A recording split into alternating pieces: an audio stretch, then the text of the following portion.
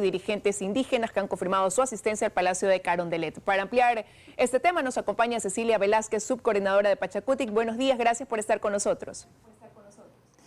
Buenos días, Liz, siempre a las órdenes, Ecuador, buenos días.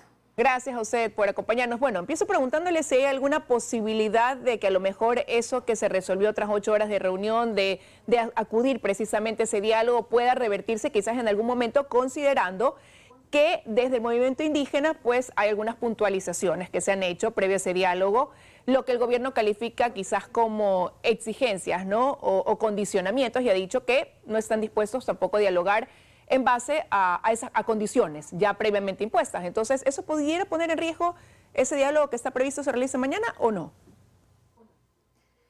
Primero decir al país entero, y nos conoce, el movimiento indígena siempre ha sido un movimiento de procesos, de lucha, de reivindicación y de diálogos, siempre de diálogos, porque es el principio de la democracia.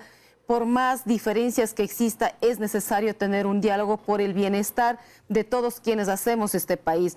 Ahí pues la predisposición de la CONAIE y sus representantes han dicho públicamente que están dispuestos al diálogo y lo van a acudir el día de mañana a este diálogo. Lo que sí esperamos todos los ecuatorianos, al menos, que es una exigencia no solamente de la dirigencia de la CONAIE, no solamente los integrantes de la CONAIE, sino es una exigencia y un clamor de la mayoría del pueblo ecuatoriano, porque el tema de la liberación del precio de los combustibles no solamente afecta a un sector, afecta absolutamente a todos. Y esto hace que obviamente que la reacción social sea también de manera contundente y haya una exigencia hacia el Ejecutivo. En ese sentido, veamos que el día de mañana cuáles son las respuestas a los 6 puntos que ha planteado la CONAIE el 4 de octubre que tuvo su diálogo también y que no hubo respuestas concretas.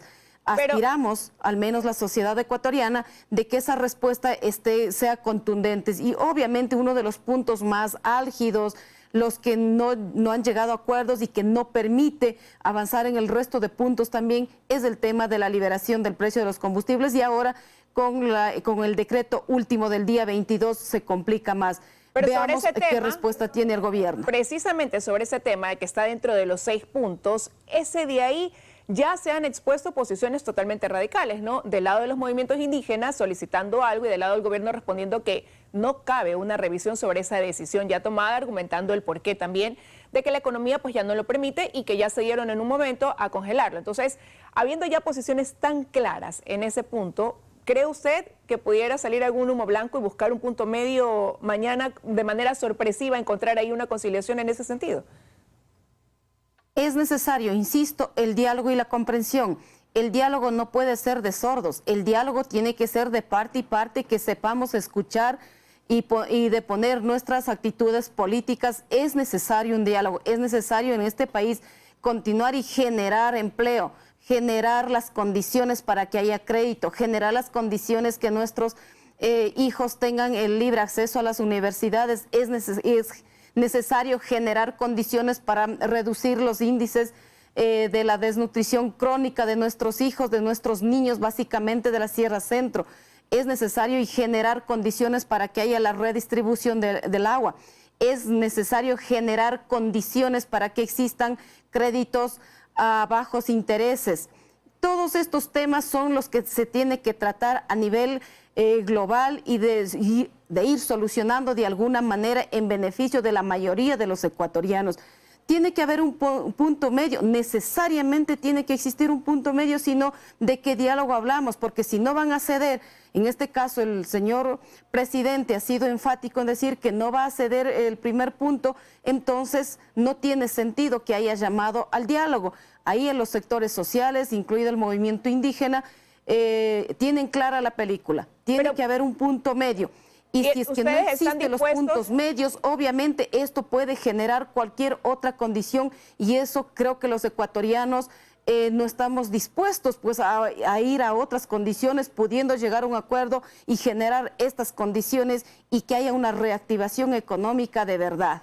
Pero ese punto medio del lado más bien de los movimientos indígenas será entonces simplemente que se vuelva a revisar y que se baje al valor que han determinado debería ser, porque usted dice hay que establecer un diálogo, ¿no? Y en ese diálogo a lo mejor buscar también de ambas partes que puedan llegar a revisar sus posturas y a ver hasta dónde puede haber esa flexibilidad y ceder. Por supuesto, tiene que haber de las dos partes definitivamente, si no, no se le llamaría diálogo. Si van a ceder una sola parte o imponer a la otra parte, no se llamaría un diálogo en igualdad de condiciones.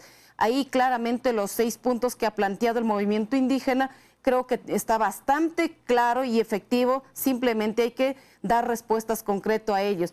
Si es que no se puede hacer la derogatoria total de uno u otro decreto, entonces ¿cuál es el punto medio, como digo, o cuál es esto de la compensación para los sectores más empobrecidos del país?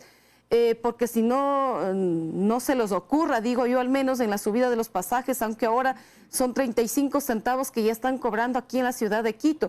Eso, al menos si es que empieza ya las clases presenciales, es un impacto muy duro para las familias Cecilia, empobrecidas de este país. Es lo que hay que pensar en todo, no solamente en un sector, sino en la mayoría de los ecuatorianos. ¿Influye en algo previo a este diálogo el hecho de que el presidente ayer estableciera un comunicado que concedía el indulto a Antonio Vargas, ex dirigente de la CONAIE, y a 2 personas más? Creo que es un derecho que tiene el líder indígena de solicitar el indulto y que el gobierno haya accedido. Simplemente es un derecho y además son una situación que se viene litigando de varios años y no es posible que se tenga en zozobra, en este caso, a los compañeros dirigentes. Al igual que desde la Asamblea Nacional se está exigiendo que se pueda tratar la amnistía a más de 307 compañeros luchadores sociales y hay que analizarlo, hay que hacerlo. Lo que han hecho nuestros luchadores sociales, lo único que ha sido es defender el derecho de la mayoría de los ecuatorianos, el derecho a la vida, el derecho a no contaminar el agua, el derecho a tener una vida digna. En ese sentido han sido las protestas y para lo cual han recibido todos los procesos de enjuiciamiento, persecución política, y hay que hacerlo desde la Asamblea Nacional. Exigimos como sociedad civil, como pueblos y nacionalidades, así como de todos los sectores sociales, que se tiene que tramitar y dar las amnistías respectivas a los luchadores sociales. Cecilia, nos quedan 30 segundos la y decisión tomada por el presidente frente al líder ¿qué va a pasar, Antonio Vargas. ¿Qué va a pasar mañana si es que después de ese diálogo efectivamente no se llega a consensos? ¿Cuál va a ser la postura que adopten como movimientos indígenas? ¿Cuál es ya quizás ese plan B que tienen analizado como escenario? Simplemente esa decisión las tomarán en la estructura de la CONAIE mediante una asamblea, mediante un consejo ampliado, que siempre se las toma en ese sentido. Dependerá qué respuestas ¿Pero pudieran retomarse las movilizaciones o paralizaciones que por ahora están en stand-by?